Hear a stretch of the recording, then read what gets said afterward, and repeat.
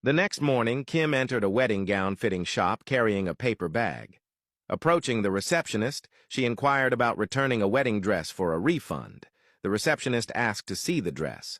After inspecting it, she informed Kim that since the dress had been worn, she could only receive half of the original price. Frustrated, Kim argued that she had only worn it once and for a short time.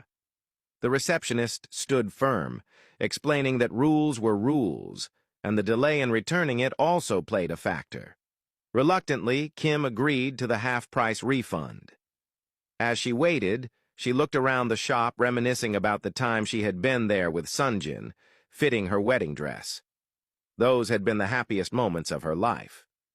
Just then, Sunjin and Minsu walked in, hand in hand.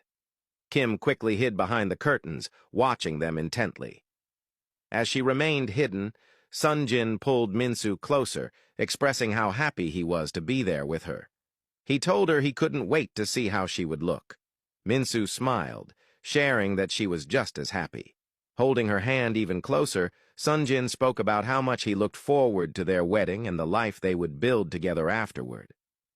He then kissed her forehead and told her he loved her.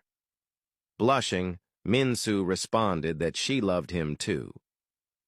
Kim stood there, her heart breaking as she watched them. That could have been her life, and yet it had been stolen from her. To make matters worse, they had the audacity to visit the same wedding gown store she had originally chosen. She considered stepping out to confront them, but held herself back. Just then, the receptionist arrived, glancing around in search of Kim. She greeted Sunjin and Minsu, then asked if they had seen a young woman. Both shook their heads, saying they hadn't. The receptionist smiled and expressed her pleasure at seeing them, adding that everything had been prepared for their visit. Sunjin's phone rang, and after taking the call, he turned to Minsu with a disappointed expression. He informed her that there was an emergency at the office that required his immediate attention.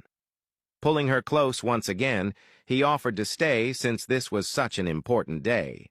However, Minsu reassured him with a smile, telling him it was okay for him to go and that she would be fine. Sunjin promised to return as soon as possible and mentioned that he would call Yuna to keep her company so she wouldn't be alone. Minsu assured him that it wasn't necessary. Before leaving, Sunjin gave her a gentle kiss and turned to the receptionist, instructing her to take care of Minsu and provide her with anything she needed. He smiled at Minsu one last time before walking out.